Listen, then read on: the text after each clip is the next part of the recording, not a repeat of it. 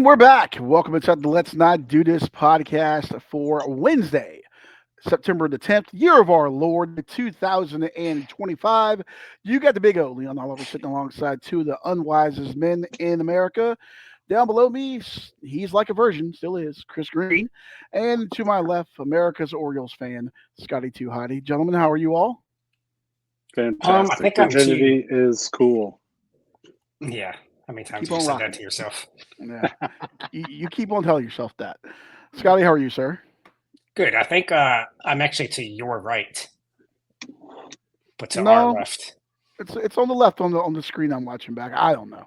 On my Yeah, but screen, you're facing me, so I'm to your right. fucking find out. Well, you're somewhere. You're somewhere out there fighting. What was that? Our Lady Peace song. You know what I'm talking about? I Nope. know you're out there somewhere out there. You're falling back to me. The star that I can't see. Oh, yeah, I think that Eh, was Our Lady Peace. Sounds Do you like have a any mo phase, Leon? Oh stalker. yeah. It Let sounds me like a tell you stalker something. anthem. Do you have the My swoop? I did not have the swoop, but I was listening to some emo back in the day, a little bit of screamo. Yeah, it was cool like that. All right, so we're back. We got fun show lined up. We got Commanders and the Packers coming up Thursday night football live from Lambeau. We'll get into that in just a little bit, and then college football as well. Some I always say midweek, but it's not really midweek, late week. Pre-Saturday college football action, including NC State at Wake Forest and a couple other games as well. We will dive into. Make sure to check us out on social media. Click that little subscribe button there. If I can make that pop up, there we go. Click that little like and subscribe right there. There should be on your YouTube stream if you're watching there. In the bottom right corner, a little button there. Click subscribe and go ahead and follow that and be a friend and tell a friend there. Also, make sure to join us on Saturday mornings, right back here on the same spot at 9 a.m. for the Doing Lines podcast. That's where we break down our picks for NFL week 2 coming up here, and then college football with week 3 coming up there as well. And making its return after many months of obscurity. The Getting Loose with Leon podcast, little NASCAR action. Tomorrow will join us right back here, 7 o'clock tomorrow on this very channel. We'll talk a little NASCAR, get you ready for Bristol and the playoff eliminator race in the Bass Pro Shops Bristol night race as I choke. This is what I get when I'm not drinking alcohol. Chris, before we get into the picks, your Virgin shirt. I did see one gentleman wearing that shirt in Raleigh Saturday as the North Carolina State Wolfpack uh, covered. Good teams win, great teams cover against the Virginia Cavaliers. Got that dub and sent them back up US 29 crying. But this gentleman was being heavily ridiculed for his choice of Virginia apparel. So that actually did make me quite happy. It was a good game. Yeah, it's unfortunate we choked it away and let you win, but it is what it is. It was a good game, and I think Virginia actually may have found a quarterback. I almost said Anthony Calandria. Good God, Chandler Morris Not that guy. actually looked really good. One throw withstanding, which there's a debate about whether that NC State defender should have even been in that spot. It could have been a little bit of a blown coverage that actually worked out for them, but uh, that was a high scoring game. Then the brakes just hit in the fourth quarter. No points in the fourth quarter. NC State let Virginia get deep into their territory 3 times in the fourth quarter, and the Hoos come away with no points in that one. Those are the things that'll kill you. Of course, that was a much better game than Scotty's Virginia Tech Hokies, who got blown out by Vanderbilt. So they might be Well, on new coach watch very soon in Blacksburg. I hope so. But some of us play real teams, non-conference. So some Well, of us play bad teams. the day and age when Vanderbilt would slap Virginia Tech 2 years in a row, and much less once in Blacksburg. Never thought I would see it coming. Never thought I would see it coming. But yeah. That's all right. And I made some money on that, on the fade to Commonwealth parlay. Took Virginia to lose against NC State, well, NC State to cover, excuse me. Took Jacksonville State plus the points. They won outright against Liberty. And then also took Vanderbilt over Virginia Tech. So as soon as I crossed the state line to the old North State, it did my wallet some good. I just need to go across state and go across the state line and bet across these Commonwealth teams more. Yeah, stay away Yeah, as much as my, possible. Just go move there. It's fine. Yeah. We don't need you. That would be great. If you have a land for sale in the Cary, North Carolina area, please let me know. I'll be more than happy to go buy some land there. All right, let's get into it for picks this week. Let's start off with our betting picks, and for that, we go to our picks brought to you by absolutely no one.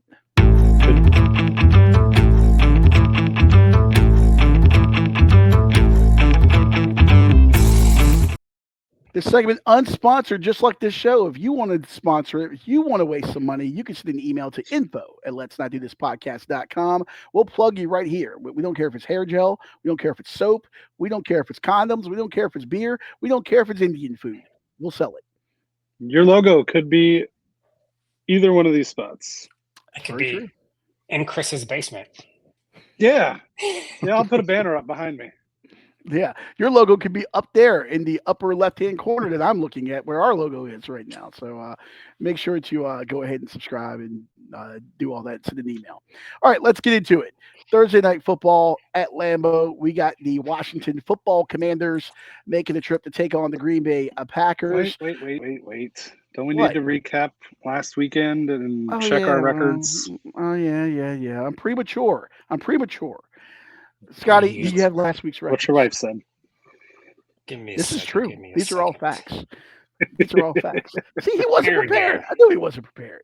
I was It's like prepared. college. What do you mean? Oh, good God. What a bloodbath. Yeah, we all went under 500 last week. I spelled Eagles wrong. Yikes. Attaboy. That's that Virginia Tech education. I was just spelling it like that Eagles fan that was trying to spell it one time. That was the Philadelphia City Council. Eagles. City Council member, yeah. But what's funny though is I had maybe the most profitable day ever betting on Sunday. I did a straight bet on every game, went 9-4, and then hit a 20-1 Dalton Kincaid first touchdown. But I just, like I always do, gave you all the wrong games. But yeah, not pretty. So last week college, I went 2-2. You both went 1-3.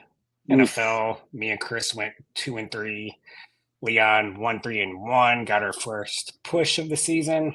Then overall, I went 4-5. Chris 3-6, and Leon 2-6-1. If I could just bet on Virginia teams, I'd be all right. Bet against them. Overall, I'm 11-6. Chris 9-8. Leon 6-11. That's for college, and then that was week 1 for NFL. So, but I'm ahead by 2 still. Overall, 13-9. Chris 11-11, and Leon looking like a football score, 7-14-1. We'll get there. We got a lot of time, and it starts. Terrible, Leon. The comeback starts tomorrow at Lambeau Field. Green Bay Packers and the Washington Commanders. We got this at 8:15 on Amazon Prime Video, whatever you want to call it. ESPN Bet right now has the Packers favorite by 3.5. ESPN Bet has over under at 48.5 there. Green Bay, by the way, wearing their icy white uniforms, going with the all white look tomorrow. Commanders wearing burgundy in Lambeau. A little bit of an interesting aesthetic there. Who wants to start off on this one? Do you have the site where you can compare all the lines? Yeah, I got Action Network. I think it's probably 3.5. I think those lines are probably the same everywhere. There might be some 48s out there. Yeah. I am seeing 3.5 pretty much across the board there for Packers favorite. If you're looking at trying to take Green Bay, you can get a 3 out there right now on DraftKings, but pretty much everywhere it's 3.5. Okay. Yeah. Who's up? You want me to go first? Okay, you go. All right. Yeah. Green Bay looked incredible week 1, beating the dog shit out of the Lions. Commanders looked okay, even though they pretty much dominated the Giants.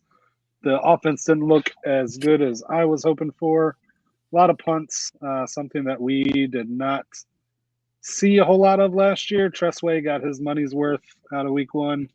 Hopefully they can keep the ball moving this week as a fan, but I am looking towards the over. I think it'll be a high scoring game, back and forth. Hopefully, Washington's offense gets moving a little bit better. Green Bay's offense is very good. Jordan Love is looking like the preseason MVP. He moved what, like 700 points or whatever. He was like plus 2,100 and went down to 1,400 before the season started when Parsons got traded there. So I think, yeah, that has more to do with just the Packers overall. They're like the Yeah. co-favorites to go to the Super Bowl now. But yeah. Right, but I'm just saying he's doing what he's supposed to be doing, looking pretty good.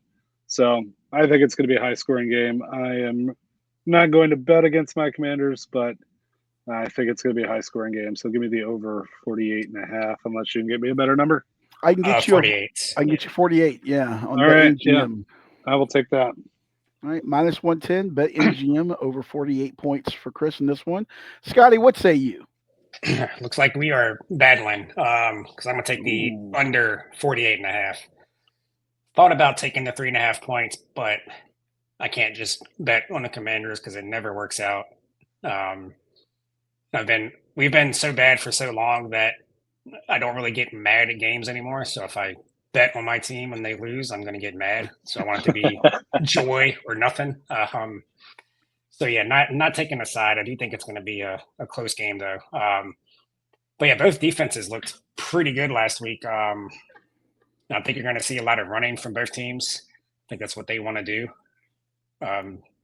Green Bay passed a lot in the first half, but then kind of took the air out of the ball in the second half against Detroit. But yeah, that's really what they want to do. Green Bay wants to run the ball with Josh Jacobs. We might have found our running back of the future with Ja'Cory Krosky-Merritt. See how many carries he gets this week. Starting him in fantasy, so we'll probably get like 4 carries for 6 yards. But no, yeah, he should be getting more carries. And Thursday night, maybe they slowed the pace down a little more, trying to avoid more injuries or whatever. But yeah, I think both teams running the ball. 2 defenses that look good last week. Just Thursday nights in general go under more than a normal game. So looking forward to it, but give me the under 48.5. And I'll probably also play either Krosky-Merritt's rushing yards or Zach Ertz receiving yards, and then probably Josh Jacob props also. But for my bet, under 48.5. Nice. Scotty, even before this show started, literally as we were as I was hitting live on this, I was going back and forth on where I wanted to go on this because for a lot of those same reasons that you mentioned, I was looking at the under as well. Just Thursday night football is always wacky. Just I don't know what it is. Maybe it's just a short week. Guys not having a full week to recuperate. Coaches not having a full time to get ready. But Thursday night football is always wacky. It's always kind of ugly. And the fact that both of these teams, I do think, as you mentioned, want to put the ball on the ground, want to run the ball. Obviously, that's going to help keep things down a little bit. And both defenses looked good as well. All that being said, I'm going to take Green Bay minus the 3 points here. I think that Green Bay is the best team in the NFC right now. Washington, as Chris mentioned earlier, they did enough to get it done against the Giants, but I really felt like they should have dispatch that team a little bit more than they did. And I know it's not college football. You don't get points for winning by style points. I get that, but it seems like they had a tougher time with putting the Giants away than they should have. I'm really impressed by Green Bay. Maybe it's an overreaction for what they did to a really good Lions team last week. I know they are missing a couple of pieces on the defensive side of the ball this week. Still, I'm going to go ahead give me Green Bay minus 3 points, but I may combo that somewhere with the under as well. So we beat the Giants 21-6, so they were never really a threat. And only thing I've heard for the last 2 months, anytime you turn on Sports Grid, which that's not on Sirius anymore, but VSiN, it's somebody saying, "Oh, the Giants are going to cover Week 1, and they're going to be live to win outright." That's all you heard. Every smart expert, sports better, any podcast you listen to, everybody's on the Giants, saying the Giants are going to pull off the upset or at least cover, and they were never really a threat. And and our offensive line kind of dominated that defensive line. So Two yeah, words. Russell Wilson. Yeah, the reason I said he what I didn't turn said, the ball over. I just wasn't. The Giants aren't good, and I think we should have probably scored. We should be scoring 30 points a game with the talent we have on offense. That was I'm my. sure they pulled back because we were playing on Thursday. Also, they were all out, just get out of there with a win. Also, I'm concerned, and you see this sometimes with guys that miss, pretty much all preseason. But Terry McLaurin, you want to put out a all points bulletin? Like, where was he? Like, you get the big deal, you miss all preseason. What he had, like 3 catches, maybe like 30 yards or something. Like he Just was training camp. just a non-factor. And now you're going against a decent Green Bay team here. We saw what they did to bottle up Detroit. That kind of gives me pause a little bit for Washington's passing attack. No, he'll be fine. We didn't need him. He's been out. You don't want to put too much on guys that are out for the offseason. That's when they get hurt. They get those soft tissue injuries when they've been out. A lot of those guys do. They just come out and get 20 targets or whatever. If I pay for a Ferrari, I'm taking it out for a spin. Like that's when you need them.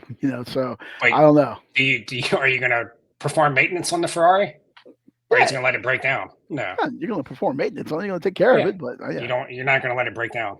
Otherwise, we're like, what are you paying them for? It's you're like not going to take it off the lot. You're not going to take it Yeah. off the lot and drive it off a cliff as soon as you get it. you have 17 of these games. Like you got to show up. You got to play. You're not taking the Ferrari. He was out there. In the hailstorm, sir.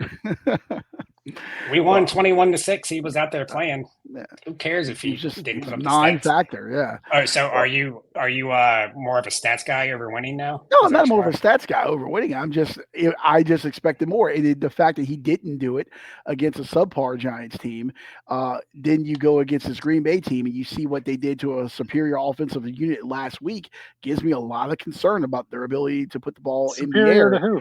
The Giants don't have a bad defense. The Giants front seven is good. The back end of that secondary is not so great. And I thought he was going to have the ability to have a day against them, and it just wasn't there. He didn't. Okay. Yeah. Guys don't do that when they don't play in the offseason. When they hold out, they never perform week 1, or if they do, they probably get hurt.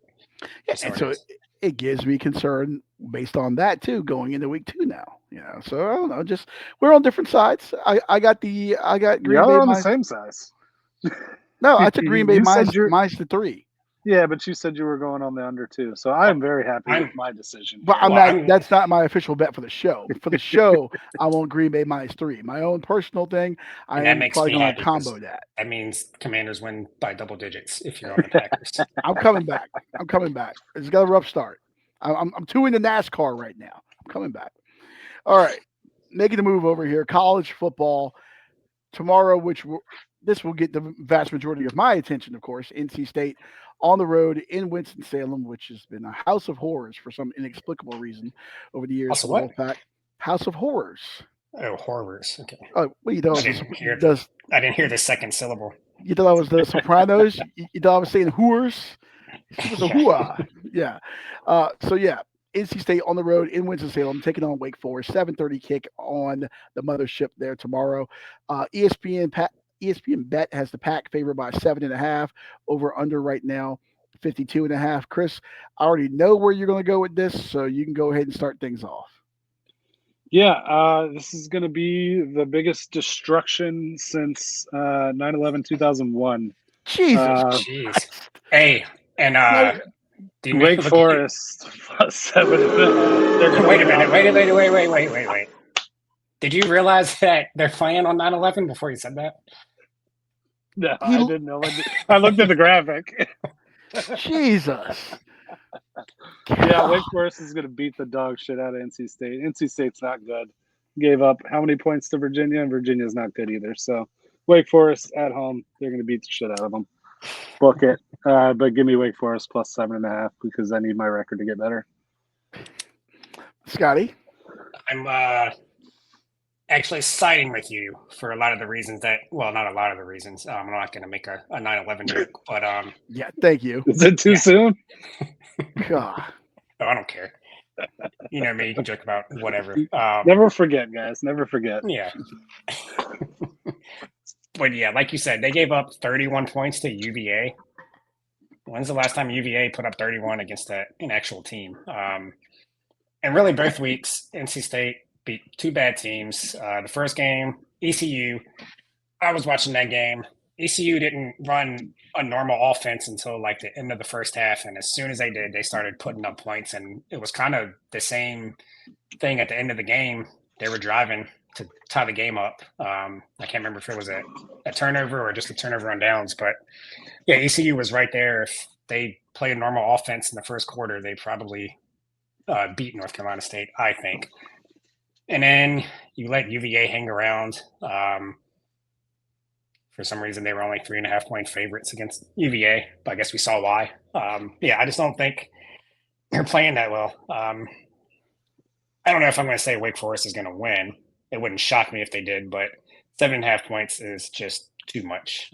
Give me Wake Forest at home. Okay. So Chris got the Deeks, and Scotty going with the Deeks there as well with the points. Wake Forest is not good. Wake Forest struggled in week one with Kennesaw State, which is one of the worst teams in the FBS. They beat them 10-9 in Winston-Salem. Now, we did see an offensive explosion from them last week. They put up 42 points, a 42-10 win over the mighty Catamounts of Western Carolina. All right. Wake Forest is a one-man team, and that one man is Damon Claiborne, the running back. He did pick up 193 yards and 3 touchdowns on the ground on 10 carries. He's obviously going to be a big focal point for NC State's defense, especially after what State gave up on the ground last week to Virginia. Virginia was gashing them on the ground there, so that certainly is going to be an issue. Wake's quarterback Robbie Ashford, the one-time South Carolina Gamecock, the one-time Auburn Tiger, he's a dual threat guy as well. He can get it done with running and passing as well. Also, Wake is 11-2 at home against the spread in their last 13 meetings with NC State at home. I don't know what it is. It doesn't matter what the sport, but especially football. Just Winston-Salem gives the heebie-jeebies to everyone in Wolfpack Nation.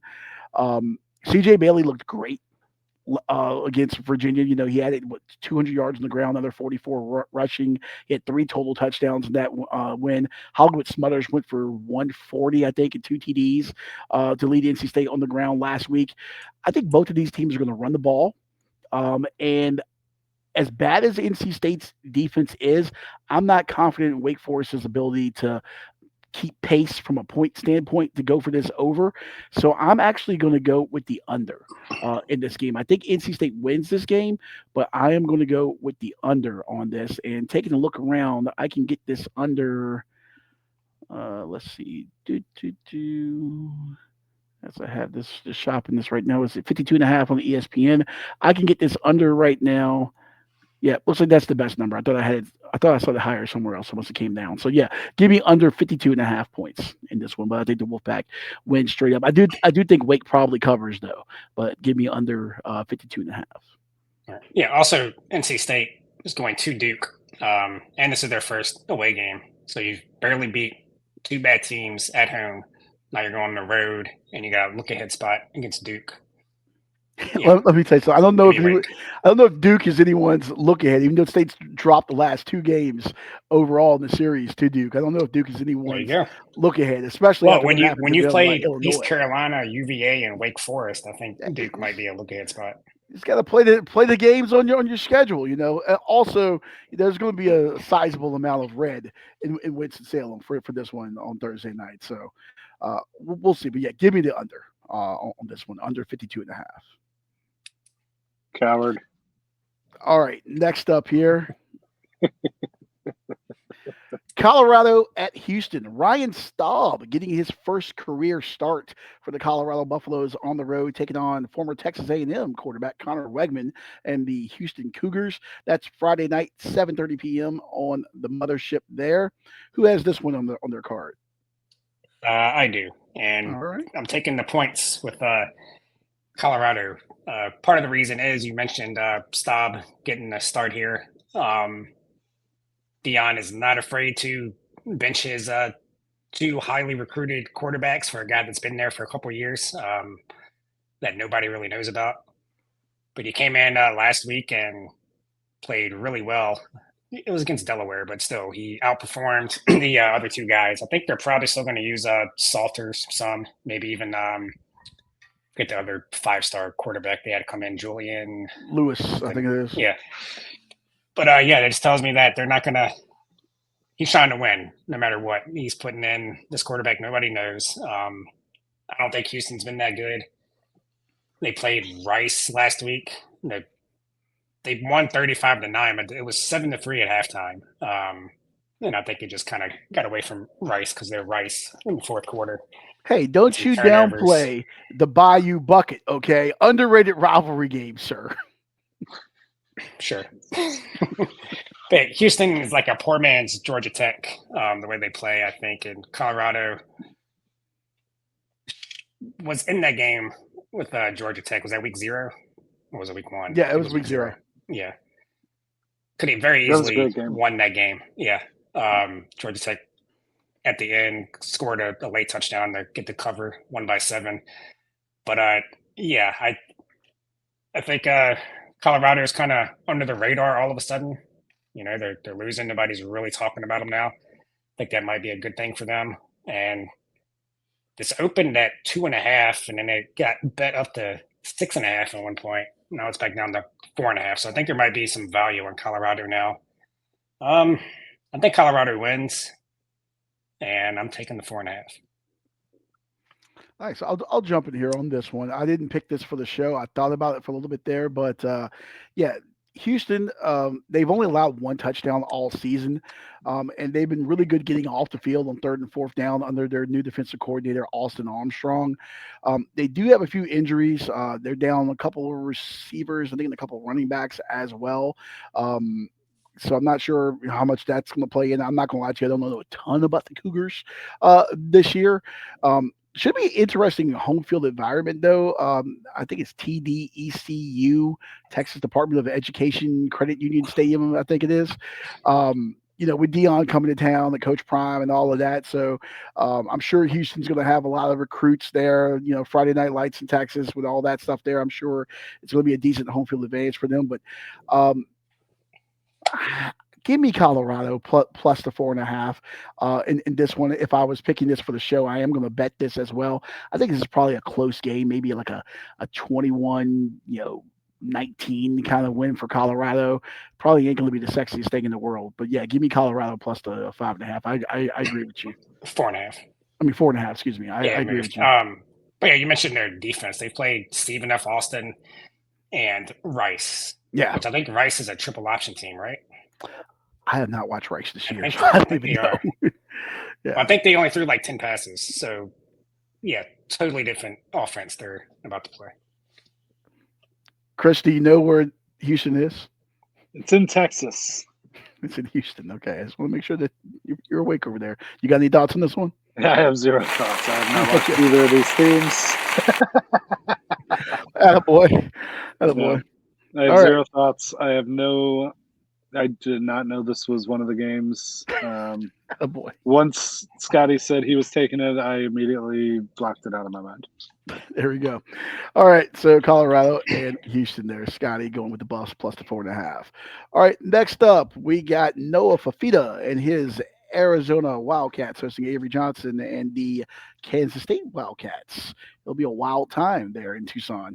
Friday night, 9:00 on Fox. Who's got this? That's me. Have the first. Yeah, so Arizona 2-0. They have outscored their opponents 88-9 on the season. Kansas State is 1-2, lost to a decent Iowa State team over in Ireland in week 0, and a mediocre, as always, Army team last week. Jeez. I am not impressed with Kansas State. I don't like that guy's hair. He looks stupid. So give me Arizona at home plus 1.5. I actually don't hate your analysis. Like, his hair is stupid. And I think that's why people think he's a good quarterback, because they want him to be. They want him to be sunshine. Yeah, he's completely overrated. Arizona's underrated. Kansas State's still getting too much love from Vegas, from the bookmakers. I really like this Arizona team and Noah Fafita. I think I bet them on the podcast a couple weeks ago to cover a big spread, and they did.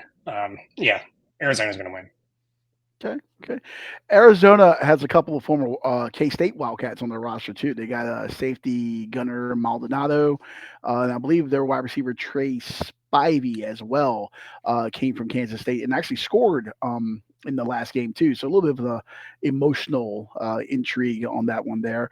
But yeah, I would agree with you. I would take Arizona in this game here.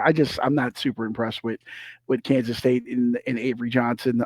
He had a really good freshman year, and I just haven't seen enough to justify the hype that he gets.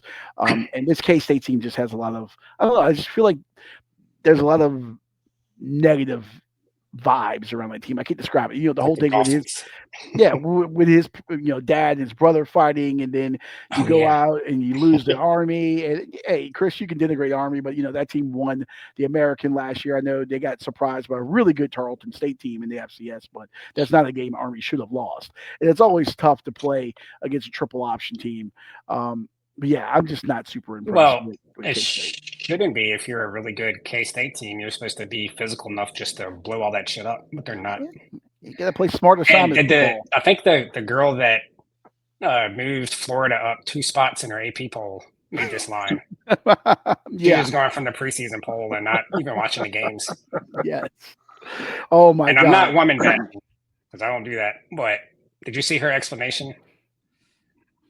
I Do you know what I'm talking briefly about? thumbed through that. It was the AP voter who had Florida ahead of South Florida, And she moved them despite, up two yeah, spots moved them up after the with a loss. Yeah. loss at home in the swamp to South Florida. And she was doing an interview on something, I don't know, and they asked her like why, and she was like, "Well, I'm not gonna tell you my process or my strategy." And then she went on to basically say her vote doesn't matter because there's so many votes. So I was like, I "So why do think you even have a vote?" I think she was scheming for social media. She was trying to rage bait using her top 25 vote I think because so. no one would have known who I still don't know her name, And she's but not the only one that has terrible, like they don't even looks like they don't even watch the games. I forget. I no, saw another one that was like pretty bad. I trust me. I used to know some people that were AP voters that should not have been AP voters, that would be in bed at 8 o'clock on a Saturday night, and never saw the West Coast games. Yeah, I could be an AP voter.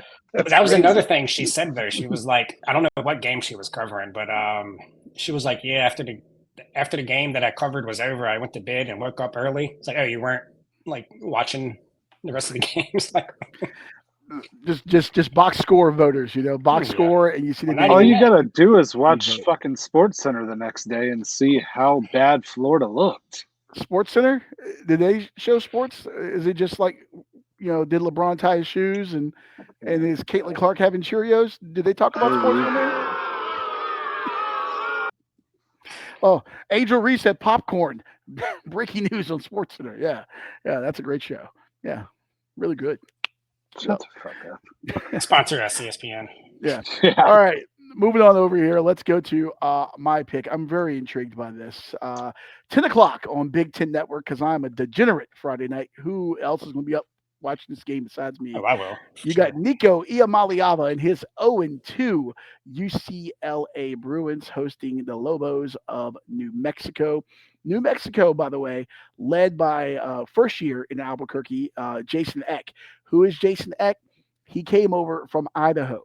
Not only did he come over from Idaho, he had a very good Vandals team. He also brought his quarterback and a bunch of other players with him. So this isn't the same Bronco Mendenhall coached New Mexico team that was there last year.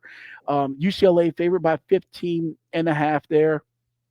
I think most books have it around there. Here's what intrigues me about this game. New Mexico's defense, they're not great, but UCLA's offense has been sputtering. And I just don't know if UCLA has the ability to pull away from them. UCLA is averaging only 16 and a half points per game. That's 117th in the FBS. You ain't exactly going to blow out a lot of people with that. And I'm sorry if I'm pronouncing this wrong. Scott Trey Humphrey, the running back for New Mexico, he's averaging 6.2 yards a pop on the ground. They're not scared of going to LA into a I'm sure will be sparsely, and I use the word sparsely loosely populated Rose Bowl. They went into the big house. They did not disappoint themselves. They actually held their own for a while against Michigan. And Jason Eck is a very good head coach. I know he wasn't here at New Mexico before this, but the Lobos are 7-3 in their last 10 games as an underdog against the spread. UCLA, on the other hand, 0-5 against the spread in their last five. So they underperform in these kind of games. Another thing, New Mexico, the Jason Eck experience here, discipline. They're averaging about 9 yards a game, penalty wise. That's one of the best in the country. UCLA, on the other hand, giving up nearly 80 penalty yards a game. That's going to allow this team to extend some drives and not allow UCLA to put them away. Give me New Mexico plus the points here on this one. And let me just take a quick look and see, can I get this any higher anywhere else? Nope, 15 and a No. half Oh, look, I already across wrote the down your board. bet. Perfect. Okay. I knew where So you yeah, were going.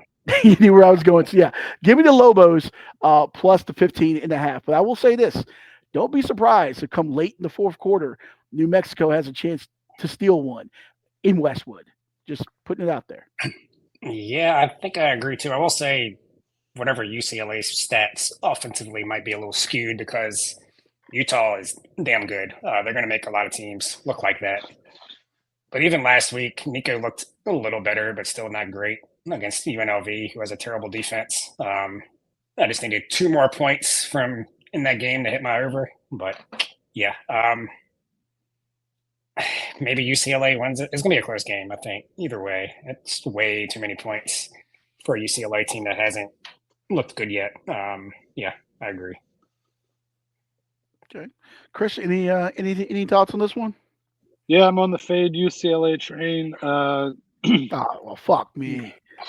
Yeah, I mean, hey, they were one of the legs on our underdog parlay that actually won. So It's thanks, very true. Scotty. Yeah, thanks, Scotty. Thanks a lot for that. Sorry, I'm By more the way, focused on being in first place with our picks. My bad. yeah, I'm trying to make some money over here. All right, Hey, that man, underdog parlay would that have fed our dog. score in the Duke Illinois game was not indicative of the game at all. Duke Yeah, was right in that, and then they botched that fumble, and they kind of turned things around, and then they would not hold on to the ball for anything. If they don't turn the ball over like 3 or 4 times, they probably win that game. our underdog parlay. I don't have the graphic anymore from last week, but Scotty had Duke over Illinois. Chris, you had UNLV over UCLA, and I had the Vaqueros of University of Texas, Rio Grande Valley, in their second ever game over Prairie View A&M. Two of us got wins, and Scotty's Blue Devils shit the bed there. By the way, Duke, that game was so great. Joe Ovius, the Ovius and Giglio podcast down there in Raleigh. He actually said he left that game at halftime. Now, part of the reason his kid had like a band competition or something, but it was not competitive. He left that game. Uh, Also, there was a lot of orange there. I did not expect Illinois fans to travel. I was in Raleigh. I went to Chapel Hill later that night because I wanted to see what it was like in Chapel Hill for a Bill Belichick road game while they were at Charlotte. I hit a couple bars there, dead, empty. No one out. Now, UNC kids are dorks, and then I'm pretty sure they don't drink anyway. But it was a Saturday. Your football team is playing. You would think the bars would be packed. No one was there. But I did see Illinois fans walking down the street in Chapel Hill. So I guess they made the 8 mile drive from Durham. That was interesting.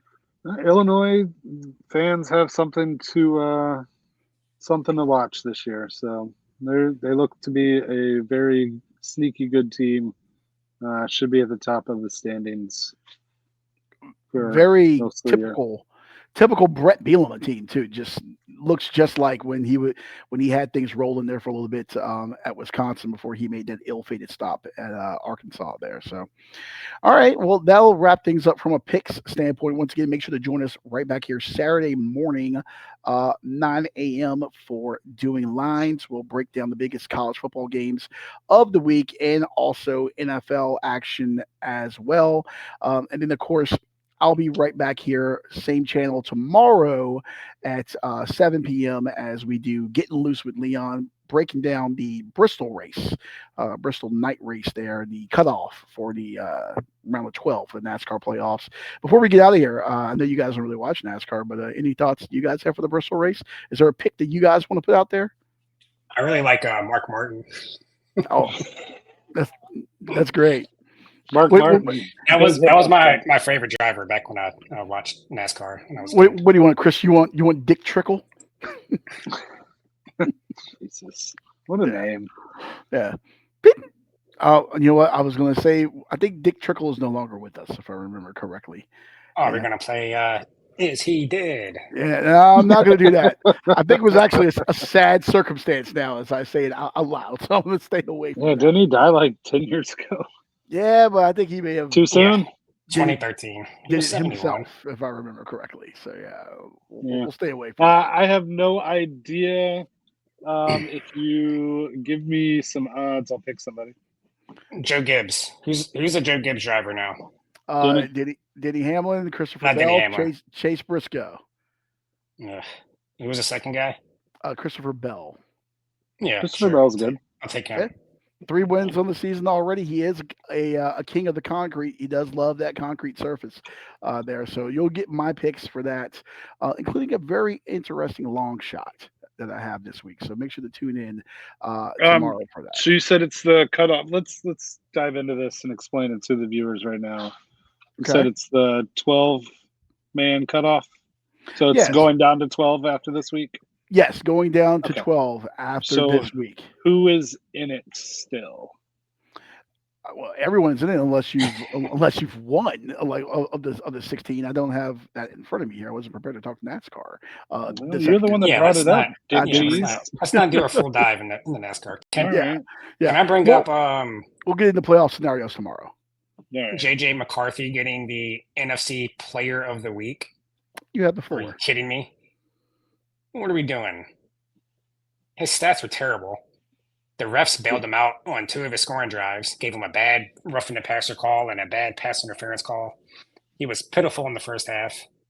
Props to him for not screwing it up and making like 2 good throws in the second half to beat a spastic Caleb Williams, who I was hoping that guy was going to be better, but yeah, he sucks.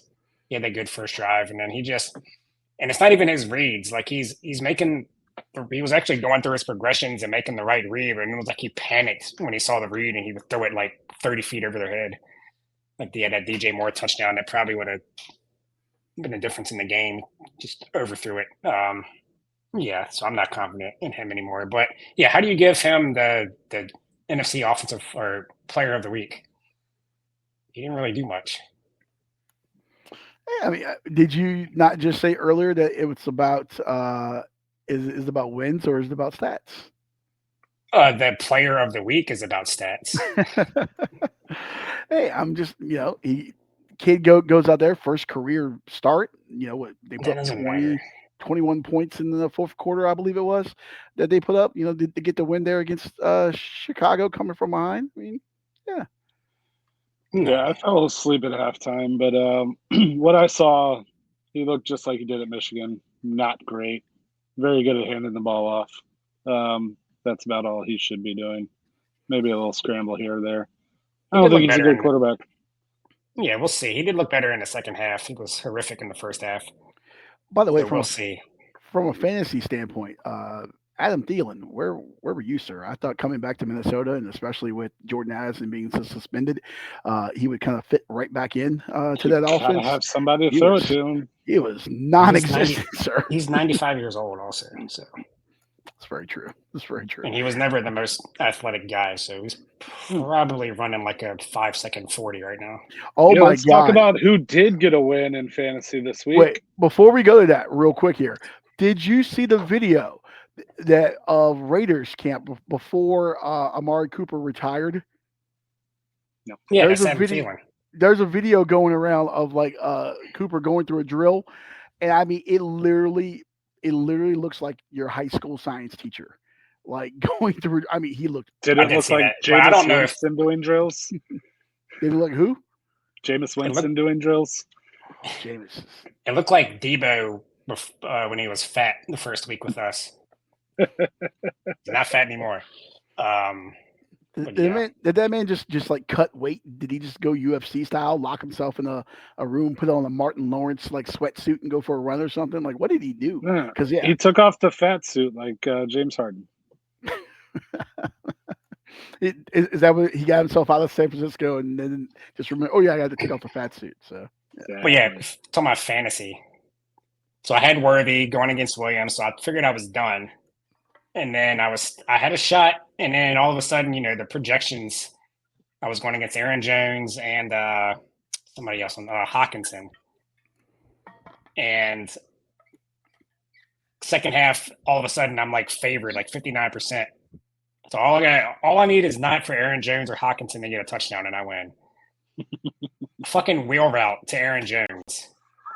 And it was the second time that night that they kind of like forgot about him, because the first one was a go route, ended up being a pass interference because it was underthrown. Yeah, and then a wheel route. I think he went in motion, and I'm watching him. I'm like, and I see McCarthy look at him. I'm like, no, he's not. Throws the ball. I'm like, no. Catches the ball at like the 5-yard line. I'm like, all right, they can push him out. No, he fucking falls in the end zone. Game over. Week 1 does that to me every time. They reel me in thinking I have a chance, and then fourth quarter, Monday night, something happens and I lose. hey, I won in my league that I care about, so that makes me happy. You should care about our league. What the fuck? This should be your number one league. I care about leagues based on the amount of money that I have invested in them. So you're number 2. Then I have my Oh, we fraternity league. can raise the amount of money so it would be Yeah, number 1. I don't I'll even care care. about the money, to be I'll care honest, more than because I probably spend almost as much money as I would if I won the league. yeah. So Yeah, yeah. So the league that my bigger money league I did win.